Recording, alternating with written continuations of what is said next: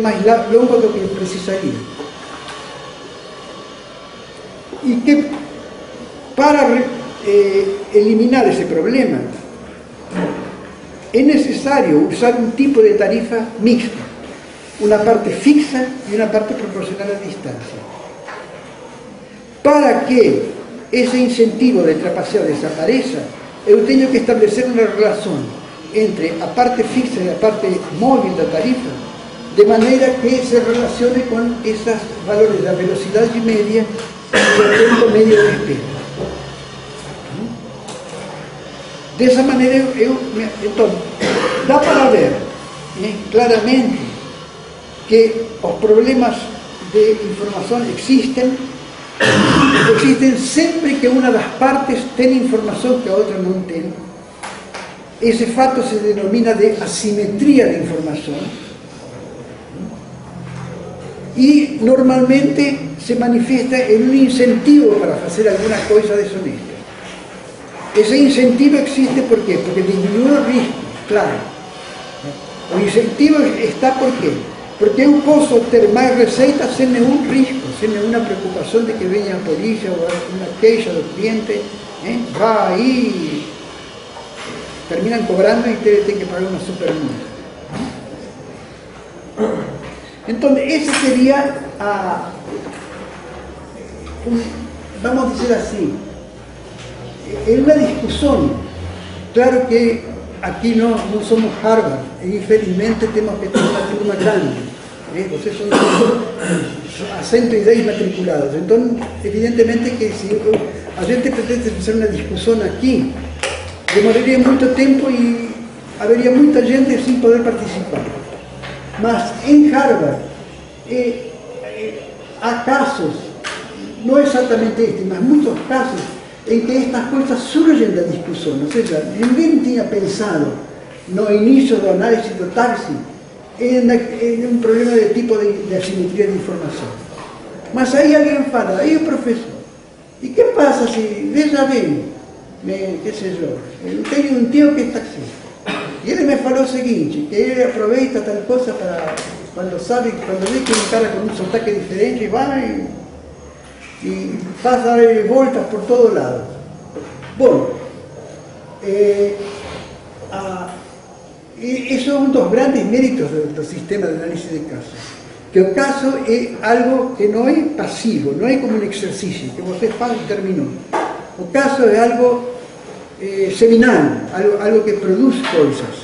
E produz coisas que são, às vezes, ninguém sabe o que vai acontecer. Isso é o interessante, isso que dá até mais interesse a uma aula, justamente. Poder discutir um problema e poder juntos pesquisar e ver qual é se tem alguma solução possível. Eu posso fazer um comentário? Claro. Quem aqui tem Netflix em casa? Muito bem. Tem uma série no Netflix chamada Scam City, ou Cidade do Delito. E aí existe esse repórter, né? Ele se passa por turista em diferentes cidades do mundo.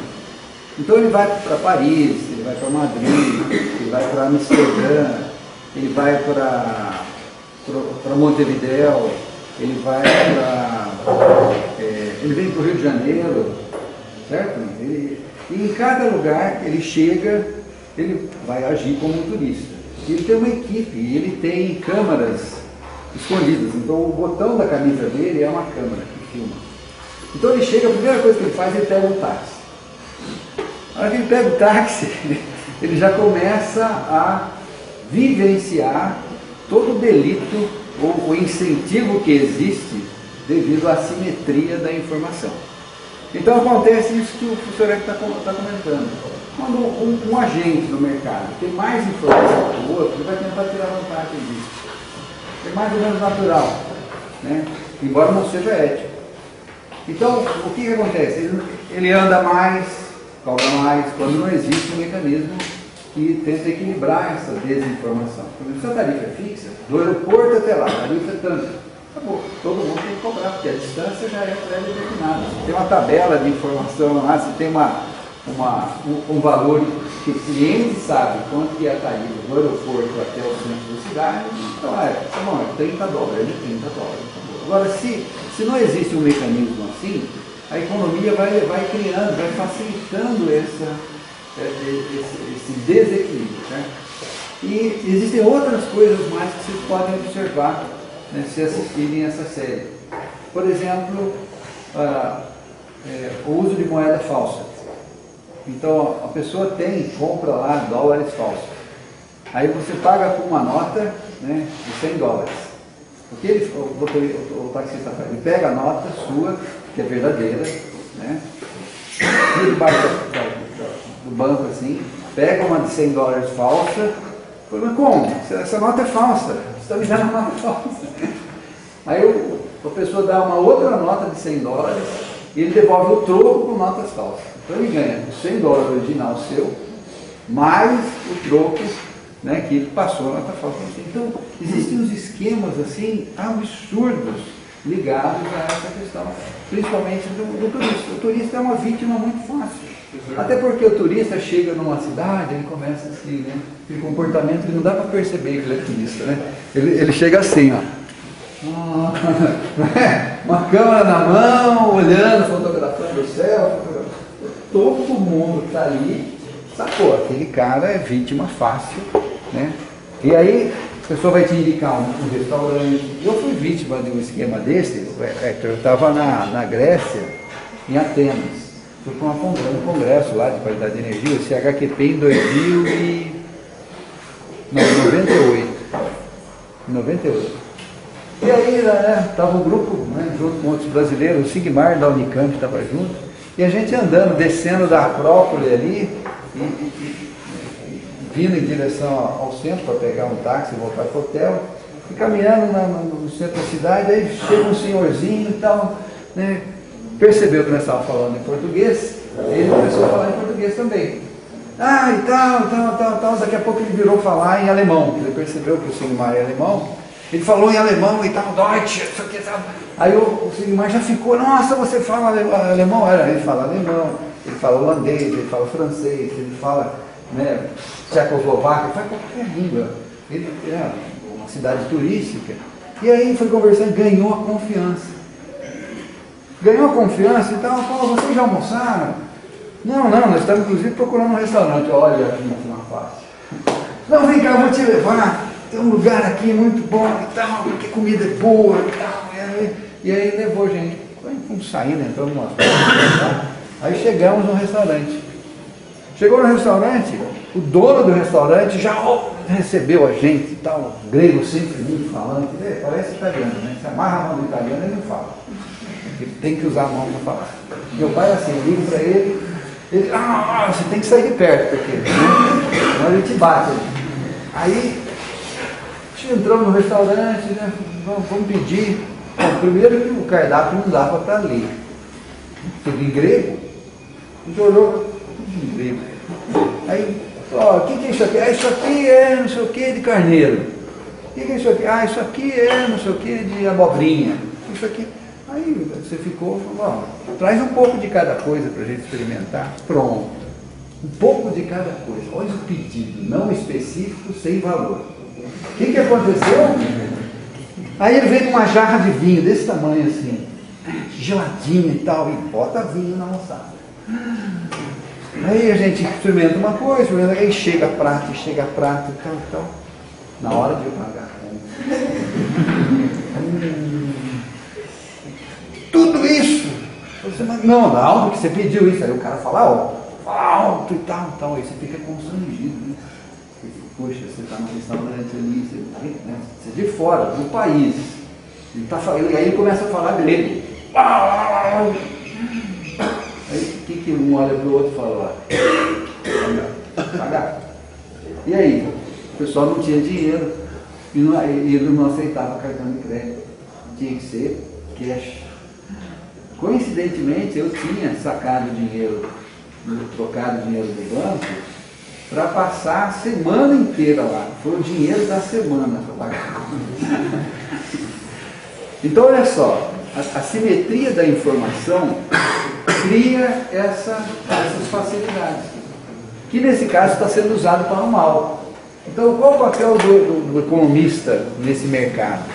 Por exemplo, a Secretaria de Turismo teria que informar os clientes, ou criar um mecanismo como esse, que diz, olha, tem a bandeira, o preço é esse, né? Agora, intuitivamente, o ser humano quer levar vantagem em tudo, isso é uma coisa absurda.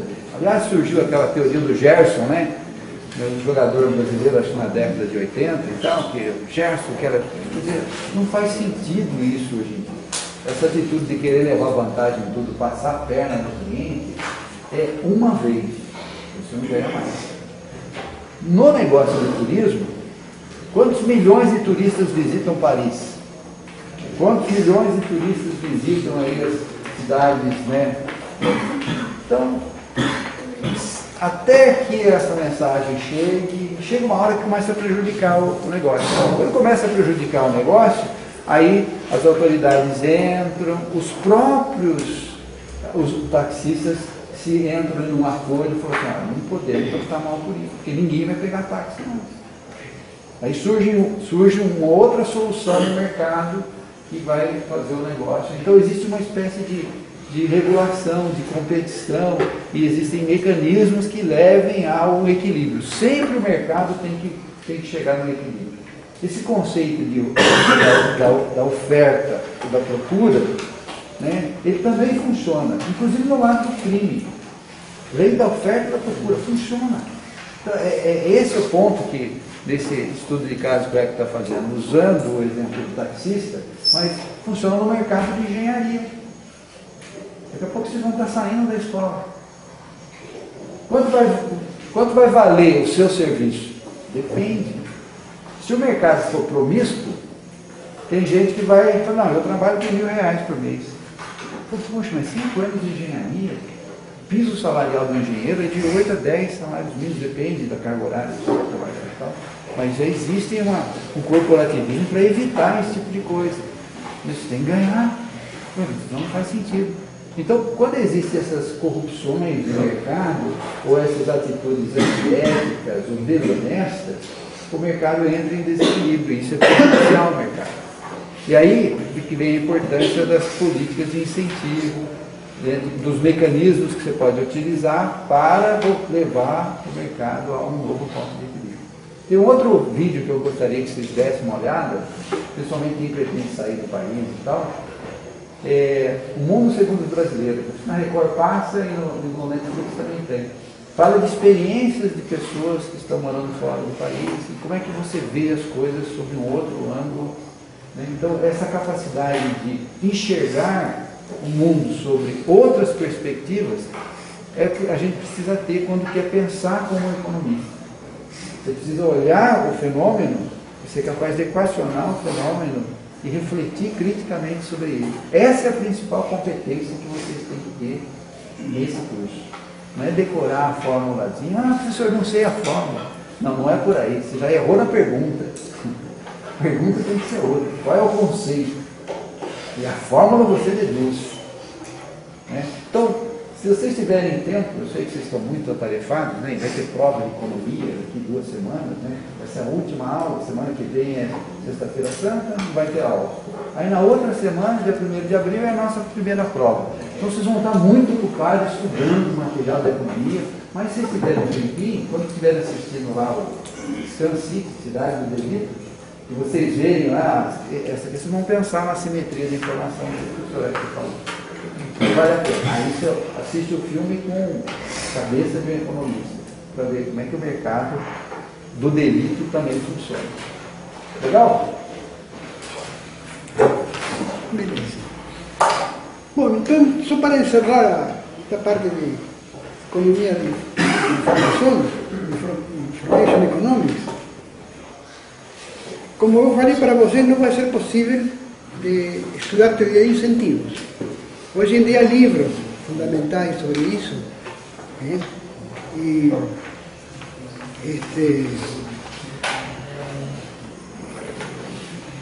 trabalho de vários especialistas de vários países nesse aspecto.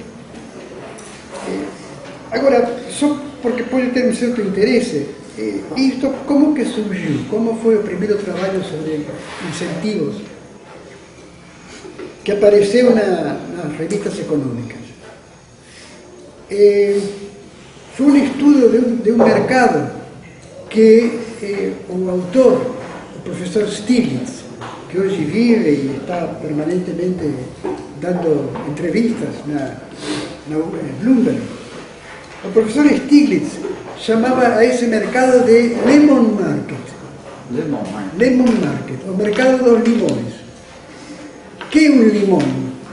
Os americanos, para eles, lemon é um carro usado que tem um problema sério e que você não sabe que tem, compra, então comprou um limão. Não é? E são os grapes, ou uvas, que são os bons. Não é? E justamente, nesse caso, comprador e vendedor têm um problema de economia de informação. Porque o dono quase que com certeza sabe que esse carro tem um problema. Mas ele oculta. Ele fala, não, o carro está perfeito. Eu nunca tive um problema. É uma meia verdade, não é? Ninguém sabe se ele sabe, mas não tem dúvida que a melhor informação para um carro que vai ser vendido é com o dono e não com o comprador. Então, ele chegou, por exemplo, a coisas muito interessantes. Em um mercado de carros usados que começasse a haver trapaça, pode chegar um momento em que todo comprador assume que o carro tem um problema, ainda que o carro não seja um limão. Então, o que é o que acontece? O bom vendedor fica prejudicado, porque ele não vai poder convencer a esse cara que seu carro está em boas condições, que o carro está excepcionalmente bom para a cilindragem que tem. Por quê? Porque para mostrar isso, teria que contratar um mecânico que apoiasse e mostrasse tudo. Isso é caro. Então, o dono do carro bom, da uva, se encontra em dificuldades, precisa pagar dinheiro para demonstrar que é uma uva, porque os donos dos limões trapacearam tanto que todo mundo pensa que é um limão. Então, Stiglitz definiu isso como uma falha de mercado, uma market failure. Justamente, por quê? Porque pode chegar, em função de um problema de informação assimétrica, a um problema em que o mercado realmente se desmorona. Ninguém que é dono de uma uva vai querer vender porque o preço baixa demais para uvas. E o dono dos limões também vai poder fazê-lo porque são limões e então vão ser rejeitados. Em uma palavra, o mercado foi destruído pela existência de uma assimetria informacional. Então ele mostrou a gravidade do problema da economia de incentivos, em termos de informação. Eles podem chegar a destruir mercados. Tá? Bom, se depois, na próxima aula, que vai ser então agora recém dia 8, se não me engano, de abril, nós vamos a passar a uma questão que, quem sabe, seja até de maior importância para nós que a lei de oferta e demanda, mas que, no fundo, continua a ser uma lei de oferta e demanda. O problema é o seguinte: nós temos estudado os problemas de mercado que surgem da lei de oferta e demanda como algo que acontece entre uma firma e um indivíduo, ou seja, um consumidor individual e um produtor individual ou uma pequena, uma associação de investidores que formam a firma, de produtores que formam a firma. Mas o que acontece quando há uma relação, como por exemplo na energia elétrica, em que eu tenho uma distribuidora, não é? Que tem um sistema de distribuição que se estende a vários milhões de consumidores, né? E o sistema de consumo, no como un consumidor individual, como sistema de consumo. Porque esa relación entre o sistema de consumidores e o sistema de produção e de distribuição é um problema justamente que é o que o governo tem que tratar. O governo não deveria se preocupar por uma situação individual. Ele tem que se preocupar pela existência de uma justiça geral, coletiva, entre a coletividade dos consumidores e a coletividade dos produtores. É o que na economia se denomina de um problema de oferta e demanda agregadas. Oferta e procura agregadas. Não é a procura de um indivíduo, é a procura de um conjunto muito elevado. E é a oferta não de um produtor em particular, mas de um conjunto de produtores. Então, você vê que os problemas agregados são muito importantes, tanto desde o ponto de vista corporativo, que são das grandes indústrias, como fundamentalmente desde o problema de país. Ou seja, o Brasil é um agregado de consumidores e é um agregado de produtores. Então, a macroeconomia estuda as relações de consumo e de produção entre um agregado de consumidores e um agregado de produtores. E isso, basicamente, é a macroeconomia. Só que a microeconomia se desenvolveu mais. Por quê? Porque o problema individual é muito mais simples. Nós vimos que aqui a matemática que eu uso é uma matemática nem se pode dizer que seja de universidade. Mas no caso agregado as coisas se complicam. Porque, por exemplo, aparecem parâmetros ou variáveis que até agora não consideramos, como a renda. A renda de um consumidor é importante no comportamento que ele tenha. E, por enquanto, nós não a consideramos. Então, nós vamos ter que, infelizmente, complicar um pouco as coisas e começar a estudar um pouco os agregados de consumo e os agregados de produção, de oferta, para encontrar a partir daí leis que nos permitam estudar a corporação e, de uma maneira mais geral, as nações, os países. A economia nacional, como se diz. Claro que quando nós chegamos ao problema da economia nacional, nós encontramos algo que nós estamos contemplando agora todos os dias. Ninguém se entende. Não há dois economistas que pensem a mesma coisa. Ao ponto de que alguém falou, na França, se não me engano, que a economia é uma ciência séria demais para deixar em mãos dos economistas. Porque eles não se entendem uns com outros. Isso vai ser interessante, não é? Esse estudo, especialmente, por exemplo, no que diz respeito da corporação, porque a corporação é a unidade básica onde se dão os grandes problemas de produção. A corporação é objeto de estudo da economia de produção.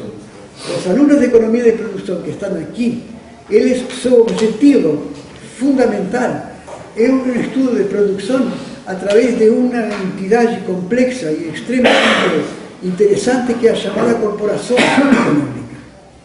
A corporação, nós vamos estudar um pouco, quando estudemos a produção agregada, vamos ter necessidade de ter um modelo de corporação, que é um modelo que nós chamamos meio de piada, meio em sério, de tarô, usando o conceito de tarifa otimizada da ANEEL. Que é o tarô? É um modelo de uma corporação. E uma corporação é, como dizem muitos, é o que move o país. As corporações movem, como se fala nos Estados Unidos. Estados Unidos fala de Wall Street e Main Street. Wall Street é a conhecida avenida ou rua em que está a NYSE, a bolsa, a New York Stock Exchange, ou seja, a bolsa de Nova York. E, por outro lado, nós temos a Bolsa de Nova York, y por otro lado tenemos que Wall Street, y por otro lado as empresas que se llaman de Main Street. ¿Por qué? Main Street significaría rua principal, ¿no? Main Street, rua principal. ¿Por qué? Porque en los Estados Unidos, y aquí también, ¿cómo nace un povoado? Nace con una única rúa, y comienzan a aparecer travesas, y se va formando aldea y después sociedad. Mas en esa rúa principal costuman estar las empresas. Entonces, por eso es que la empresa de producción se llama de Main Street, y la empresa de investimento es llamada de Wall Street. Entonces, toda la economía moderna es una grande pugna, una grande luta entre la Main Street y la Wall Street. Elas nunca se entenderam. Está, inclusive, a anécdota el seguinte: tem o dono de una corporación, ¿no? Un cara súper rico, de un profesor de economía que anda con un traje ya medio puído, ¿no? Un cara que no fala, ¿cómo es posible, si você es tan inteligente, que você no consiga ser rico? Y ahí el economista entonces responde: oye, yo podría también preguntar, ¿cómo o señor es tan rico si no consigue ser inteligente? Entonces, ustedes ven que es una situación complicada, mas nos, de cualquier manera, vamos a intentar estudiar los sistemas agregados como una introducción a macroeconomía. Yo no tengo condición de enseñar macroeconomía a ustedes, acredito que pocos no Brasil terían condición, mas de cualquier manera ustedes van a tener los elementos básicos, que son los sistemas agregados, para poder estudiar a partir de ahí las leyes macroeconómicas, que son las leyes que producen hoy en día mayor discusión. Así que entonces, dejamos para la próxima aula atacar ese tipo de problemas, y nos podemos hacer un pequeño descanso, y el profesor Bonato continúa con la bandera ahí. Pode fechar.